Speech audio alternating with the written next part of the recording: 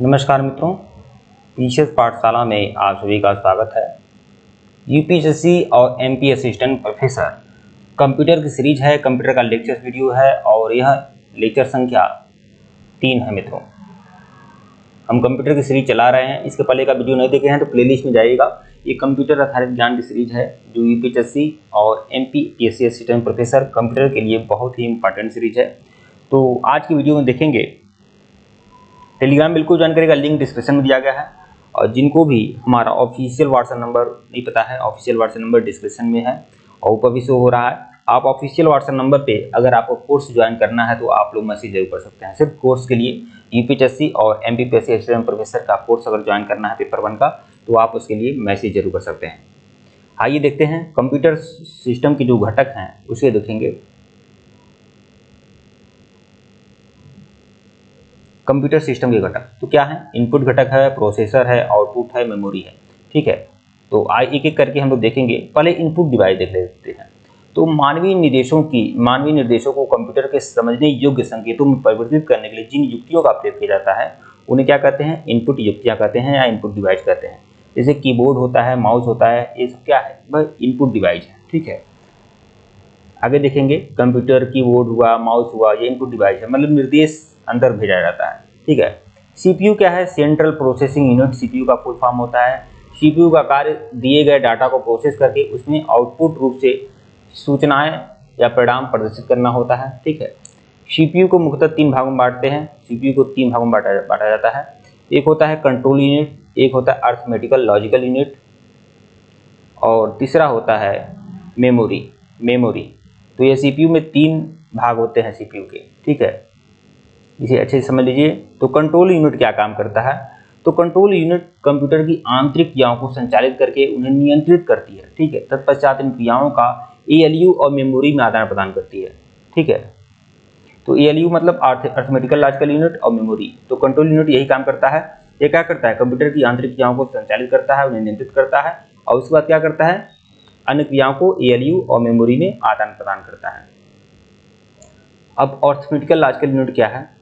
देखिए, जैसा कि नाम से ही स्पष्ट है, यह यूनिट सभी प्रकार के अरिथमेटिकल एवं लॉजिकल क्रियाओं को करता है। एएलयू कंट्रोल यूनिट से डाटा और निर्देशों को प्राप्त करके उन्हें क्रियान्वित करता है। तत्पश्चात डाटा और निर्देशों को सूचना के रूप में मेमोरी में भेज देता है। ठीक है, मेमोरी क्या है? तो मेमोरी 2 प्रकार का होता है। मेमोरी मुख्यतः कितने प्रकार का होता है? 2 प्रकार का। मुख्य मेमोरी, इस मेमोरी को मैन मेमोरी भी कहा जाता है। यह 2 प्रकार की होती है। ठीक है, मुख्य मेमोरी जो होती है 2 प्रकार की होती है। एक होता है रैम और एक होता है रोम। एक रैम होता है और एक रोम होता है। ठीक है, सहायक मेमोरी क्या है? जैसे एक्सक्लूसिव मेमोरी क्या है? सहायक मेमोरी उसमें बाहरी चुंबकीय पदार्थ माध्यमों जैसे हार्ड डिस्क, फ्लॉपी डिस्क, चुंबकीय टेप आदि के रूप में होता है। सहायक मेमोरी जो होता है किसके रूप में होता है? हार्ड डिस्क के रूप में, फ्लॉपी डिस्क के रूप में और चुंबकीय टेप के रूप में सहायक मेमोरी काम करता है। सीपीयू की गति को प्रभावित करने वाले कारक कौन कौन से हैं जो सीपीयू की गति को प्रभावित करते हैं? एक होता है वर्ड लेंथ और एक होता है सिस्टम क्लॉक। ये 2 लोग ऐसे हैं, 2 चीज ऐसी होती हैं जो सीपीयू के गति को प्रभावित करते हैं। फिर समानांतर गणना मतलब पैरेलल प्रोसेसिंग भी होती है। फिर कैश मेमोरी होती है। इसके द्वारा मेमोरी यूनिट या कंप्यूटर की गति से बीच समन्वय स्थापित किया जाता है। इससे कंप्यूटर की गति में क्या होती है? वृद्धि हो जाती है। ठीक है, अगला देखेंगे मेमोरी। अब ये मेमोरी क्या है तो देख लीजिए। मेमोरी जो होता है यह कंप्यूटर की स्टोरेज यूनिट है। यह कंप्यूटर का महत्वपूर्ण हिस्सा होता है। इसमें हम डाटा को, प्रोग्राम आदि को स्टोर करके रख सकते हैं। इसको नापने की साइज के आधार पर कई यूनिट हैं, जैसे बाइट होता है, किलोबाइट होता है, मेगाबाइट होता है, गीगाबाइट होता है, टेराबाइट होता है। ठीक है, इसमें सबसे छोटी यूनिट जो होती है बाइट होती है और सबसे बड़ी यूनिट क्या होती है? टेराबाइट। ठीक है, यह 2 प्रकार की होती है, प्राइमरी और सेकेंडरी। एक प्राइमरी मेमोरी होता है और एक सेकेंडरी मेमोरी होता है। अब प्राइमरी मेमोरी देखेंगे तो इस मेमोरी को मैन मेमोरी भी कहा जाता है। यह 2 प्रकार की होती है। प्राइमरी मेमोरी भी 2 प्रकार की होती है, एक होता है रैम और एक होता है रोम।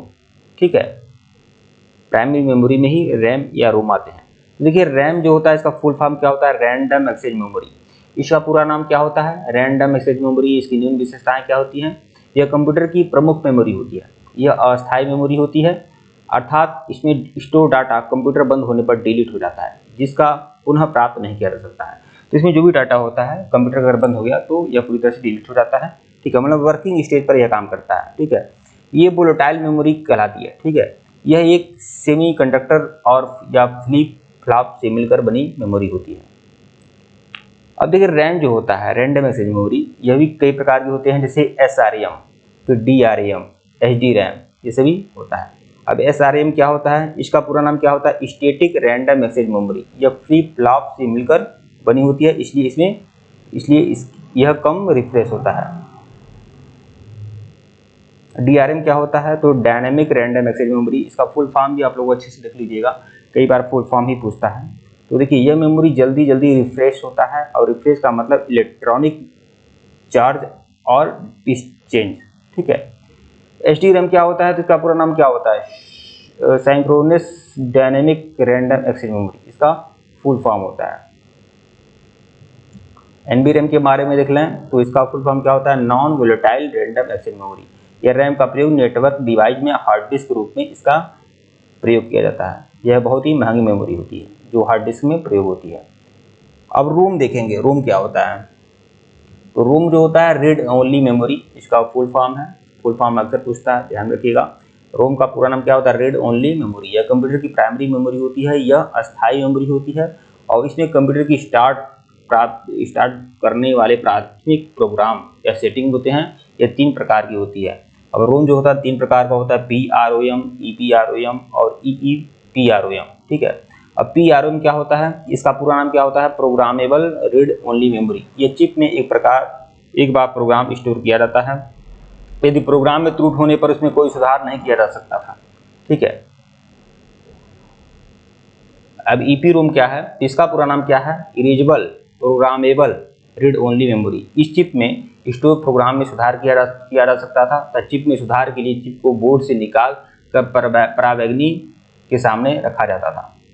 अब EEPROM क्या है, तो इसका फुल फॉर्म क्या है, electronic erasable programmable read only memory, इसका फुल फॉर्म है। यह चिप में EPROM की समस्या को दूर किया जाता है। इस चिप में स्टोर प्रोग्राम और डाटा में सुधार करने के लिए विद्युत का प्रयोग किया जाता है। आजकल के मदरबोर्ड में इसी रोम का प्रयोग किया जाता है, ठीक है। सेकेंडरी स्टोरेज मेमोरी डिवाइस क्या होती है, सेकेंडरी स्टोरेज डिवाइस, तो secondary storage device axillary storage device भी कहा जाता है। यह कंप्यूटर का भाग नहीं है, इसकी स्टोरेज क्षमता अधिक होती है, डाटा को एक्सेस करने की गति प्राइमरी मेमोरी से धीमी होती है सेकेंडरी में, ठीक है। डाटा को एक्सेस करने के आधार पर यह 3 प्रकार की होती है। एक होता है सीक्वेंशियल एक्सेस स्टोरेज डिवाइस, यह क्रिया में स्टोरेज डाटा को उसी क्रम में एक्सेस किया जाता है जिस क्रम में वह स्टोर किया जाता है। चुंबकीय टेप में इसका उदाहरण है। फिर देखिए इंडेक्स सीक्वेंशियल एक्सेस मेथड, इसमें डाटा को सीक्वेंशियल एक्सेस मेथड से ही डाटा को एक्सेस किया जाता है। इसमें उसी डाटा को स्टोर करते समय एक इंडेक्स तैयार किया जाता है।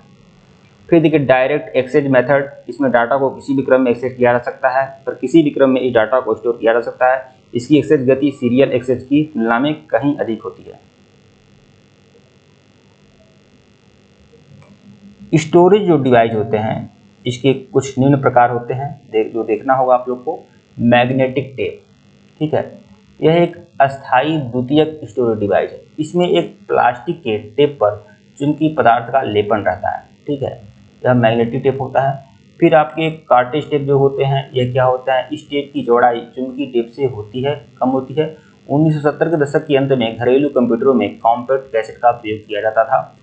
अब चुंबकीय डिस्क क्या है, तो आजकल डाटा को स्टोर करने के लिए कंप्यूटर में चुंबकीय डिस्क का प्रयोग किया जाता है। चुंबकीय डिस्क भी क्या होते हैं, 2 प्रकार के होते हैं, एक आपके फ्लॉपी डिस्क होता है और एक आपका हार्ड डिस्क। मतलब चुंबकीय फ्लॉपी डिस्क या हार्ड डिस्क होते हैं वो चुंबकीय डिस्क के ही उदाहरण है, एक तरह से ये भी समझ सकते हैं आप लोग। अब हार्ड डिस्क क्या होता है, तो हार्ड डिस्क का विकास कंप्यूटर में डाटा को स्टोर करने के लिए किया जाता है। आजकल इसका प्रयोग कंप्यूटर से आगे बढ़कर कई क्षेत्रों में हो रहा है। डिस्क की प्लेट में ट्रैक एंड कंडक्टर होते हैं, सेक्टर में डाटा स्टोर होता है। इस एक सेक्टर में 512 बाइट डाटा स्टोर होता है। डाटा को स्टोर या पढ़ने के लिए 3 तरह के समय लगते हैं जो निम्न हैं। एक होता है सीक टाइम, डिस्क में डाटा को रीड या राइट करने के लिए लिखने या पढ़ने के लिए ट्रैक तक पहुंचने में लगा समय जो होता है सीक टाइम कहलाता है। लेटेंसी टाइम क्या होता है, ट्रैक में डाटा के सेक्टर तक पहुंचने में लगा लेटेंसी टाइम कहलाता है। ट्रांसफर रेट क्या कहलाता है, सेक्टर में डाटा को लिखने या पढ़ने में जो समय लगता है उसे ट्रांसफर रेट कहा जाता है। अब फ्लॉपी डिस्क क्या है, फ्लॉपी डिस्क को डिटेक्ट या केवल फ्लॉपी भी कहा जाता है। इसका प्रयोग माइक्रो कंप्यूटर में होता है। यहाँ आकार और साइज के आधार पर दो प्रकार की होती है, ठीक है। फ्लॉपी डिस्क भी दो प्रकार का होता है, एक मिनी फ्लॉपी और एक माइक्रो फ्लॉपी। मिनी फ्लॉपी क्या होता है, यह आकार में 54 इंच का होता है। संग्रहण क्षमता जो होती है 1.2 MB होती है और इसकी ड्राइव भी आकार में इसी प्रकार की होती है मिनी फ्लॉपी की, ठीक है। माइक्रो फ्लॉपी क्या होता है, ये आकार में क्या होता है 3.5 इंच, ये 54 इंच का होता है मिनी फ्लॉपी, और माइक्रो फ्लॉपी क्या होता है 3.5 इंच की होती है। इसकी संग्रहण क्षमता क्या होती है 1.4 MB होती है, मतलब इसमें 100.4 MB स्टोरेज होता है। ऑप्टिकल डिस्क क्या होता है देख लीजिए। ऑप्टिकल डिस्क वे डिस्क होते हैं जिसमें डाटा को रीड या स्टोर करने के लिए लाइट का प्रयोग किया जाता है, ऑप्टिकल डिस्क कहलाती है। इस डिस्क में एक रासायनिक पदार्थ का लेप होता है, एक CD या DVD। CD और DVD जो होते हैं क्या होते हैं, ऑप्टिकल होते हैं, ठीक है। ऑप्टिकल के उदाहरण है। यहाँ कुछ फार्मूला दिया हुआ है, जैसे यूनिट है, यहाँ पर देखिए। एक निबल जो होता है, निबल यह 4 बिट का बना होता है। एक बाइट जो होता है कितने बिट का बना, 8 बिट का बना होता है। 1 किलोबाइट में कितना बाइट होता है, बाइट्स होता है 1024 बाइट्स। 1 मेगाबाइट में कितना होता है 1024 किलोबाइट्स, ठीक है। गीगाबाइट में क्या होता है 1024 मेगाबाइट्स, और टेराबाइट में क्या होता है 1024 गीगाबाइट, ठीक है। ऐसे करके यहाँ पर बना भी हुआ है, आप अच्छे से देख सकते हैं।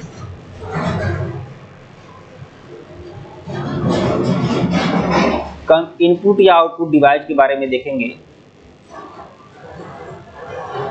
इनपुट युक्तियां, कुछ इनपुट डिवाइसेज हैं जिसके बारे में देख लेना उचित रहेगा आप लोग को। मानवीय निर्देशों को कंप्यूटर को समझने योग्य संकेतों में परिवर्तित करने के लिए जिन युक्तियों का प्रयोग किया जाता है उन्हें क्या कहते हैं, इनपुट युक्तियां कहते हैं। जैसे कीबोर्ड और माउस क्या है, इनपुट डिवाइस है। अब इनपुट डिवाइस दो प्रकार की होती है, एक ऑनलाइन और फिर ऑफलाइन, ठीक है। ऑनलाइन इनपुट डिवाइस देखेंगे, वे डिवाइस जो कंप्यूटर से कनेक्ट होकर डाटा को इनपुट करने या कार्य करते हैं, ऑनलाइन इनपुट डिवाइस कहलाते हैं, ठीक है। जैसे कीबोर्ड है, माउस है, स्कैनर है, जॉयस्टिक है, ट्रैक बॉल है, डिजिटल टैबलेट है या MICR है, ठीक है। ये क्या है, इनपुट डिवाइस के उदाहरण है। फिर देखिए OCR है, OMR है, VCR है, लाइट पेन है, ठीक है। फिर आपका वॉइस रिकॉग्निशन है, ये सभी क्या है, इनपुट डिवाइस हैं। तो ठीक है मित्रों, वीडियो को लाइक और चैनल को सब्सक्राइब करिएगा। अगले वीडियो में हम लोग सभी इनपुट डिवाइसों को देखेंगे, ठीक है मित्रों। धन्यवाद आप लोग को। वीडियो को लाइक और चैनल को सब्सक्राइब करिएगा। यह तीसरी सीरीज थी कंप्यूटर की। धन्यवाद आप लोग को।